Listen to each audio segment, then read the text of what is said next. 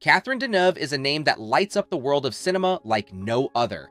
But have you ever wondered about the struggles and shadows hidden behind her glamorous life? We'll cover all of that in this video while showing you some of her rare photos. Catherine Deneuve's life story isn't just about the glitz and glam.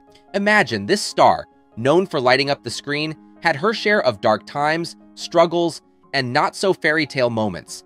Like every other person, Catherine's life was also not always rainbows, unicorns, and sunshine. From her love life and family dramas to the hurdles in her career, Catherine faced it all. Starting with her early years, Catherine came from what you'd call a bourgeois background. Funny enough, she once got asked what bourgeois meant to her. Her comeback was epic. Because I left home when I was 16 and a half, or because I made films with Polanski, Buñuel, and Ferreri. It's clear Catherine was no stranger to standing her ground and making bold choices, but that sass on air, it hinted at the sacrifices and challenges she'd battled through to get to where she was. Growing up wasn't exactly a walk in the park for Catherine. She had 4 sisters, and family life was a bit of a roller coaster for her. With strict parents and a Catholic school education, the tension at home was almost thick enough to be cut with a knife. What most people did not know about her family was that her eldest sister, Danielle, was actually her half-sister, and their dad married Catherine's mom in a move to save face when Danielle's biological father bailed. Her family was born out of necessity, a marriage to save reputations, and that reflected in their upbringing too. Even Catherine's future partner, Roger Vadim, noted how strict her parents were, giving us a peek into the stiff atmosphere Catherine wanted to escape from. And she did escape, leaving home at just 16. It wasn't an easy choice, but for Catherine, it was her first step toward carving her own path. Catherine's journey wasn't just about leaving home. She also stepped away from her faith, a move that took its fair amount of toll on her. Yet she credits her Catholic upbringing with giving her a strong moral compass, something that guided her through the challenging road of fame. Believe it or not, acting wasn't Catherine's first love. She had dreams of exploring other careers, like interior design, graphic design, or archaeology, but fate had other plans. A curious offer to act in Jacques Poitrinot's 1960 film, The Door Slams, changed everything. What started as a mere curiosity turned her life towards a destiny filled with stardom. Letting go of what she actually wanted to do for a career in acting was probably the toughest choice of her life. But let's not forget about Catherine's romantic life. It's been just as challenging as her early acting days. From her relationships and personal struggles to the challenges of balancing motherhood and a skyrocketing career, Catherine's life story is all about patience and determination. Back in 1961, Catherine was only 17 when she made a bold move to live with Roger Vadim, who was twice her age. Vadim wasn't just any director, he was the man behind Brigitte Bardot's rise to fame. He took Catherine under his wing, directing her in Vice and Virtue and guiding her early steps in the film industry. There was talk that Vadim suggested Catherine go blonde, transforming her into the platinum icon we know today. However, Catherine herself brushed off such claims later on. By 19, Catherine's life took a dramatic turn when she became a mom to her son, Christian.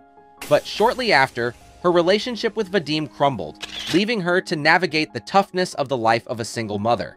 It wasn't just the breakup that was tough.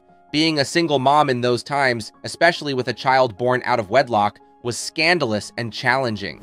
Yet Catherine faced these challenges head-on. Just like after the storm, there comes a rainbow. Her career flourished too, with Catherine starring in masterpieces like Les Parapluies de Cherbourg, a film that won over Roman Polanski and led her to London for Repulsion.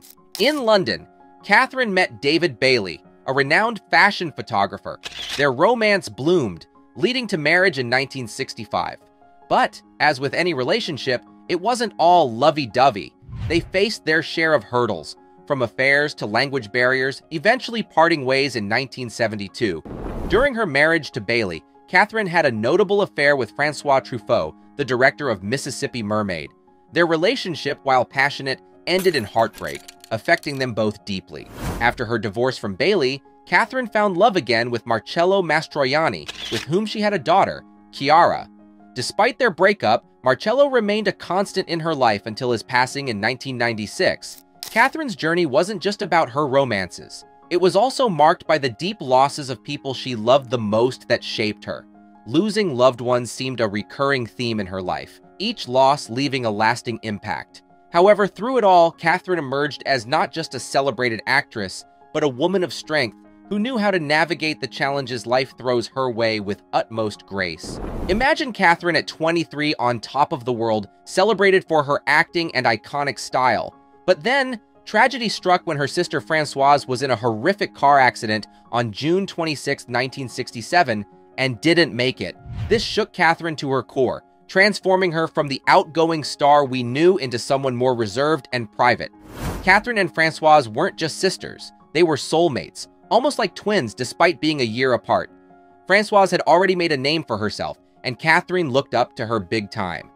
She wasn't just Catherine's sister, she was her role model, her friend, someone who Catherine thought was the cooler, more outgoing version of herself.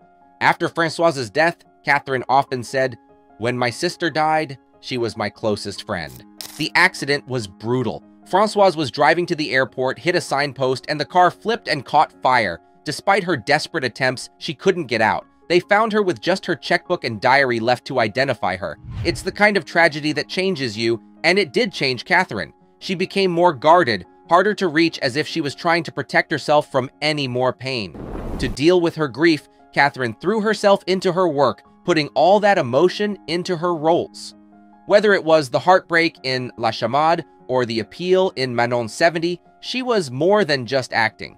She was living those parts, finding sanctuary in the stories she brought to life on screen. But even as her fame grew, the glitz and glamour started to lose their shine for her.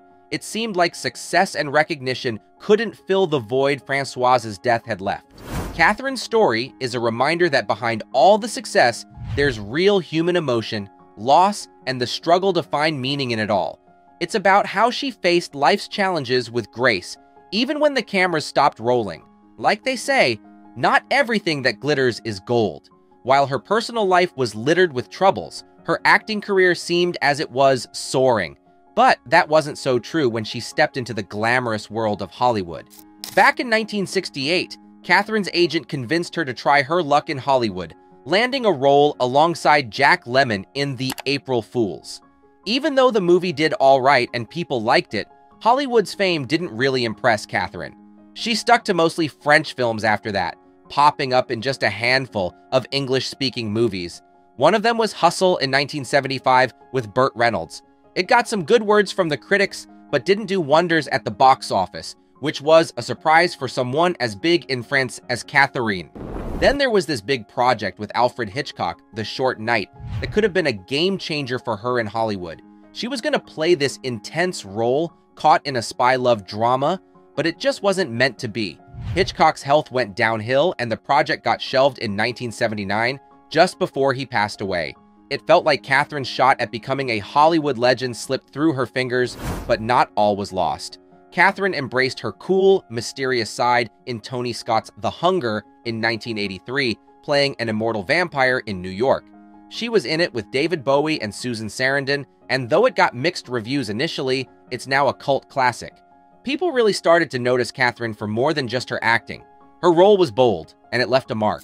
Catherine Deneuve, a true icon in cinema, has faced her share of ups and downs, but nothing could dim her shine. Even when tough critics tried to knock her down, her fans never stopped giving her their love.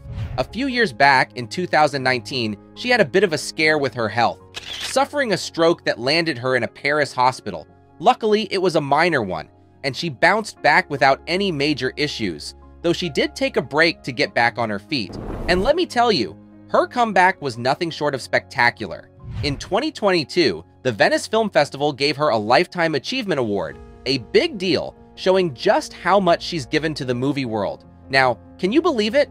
At 80, she's not even thinking about slowing down. She's over in Japan working on a new film, Spirit World, a fantasy drama by Eric Koo. It's like her energy and passion for acting just keep growing. So here's to Catherine, proving that age is just a number and talent knows no bounds.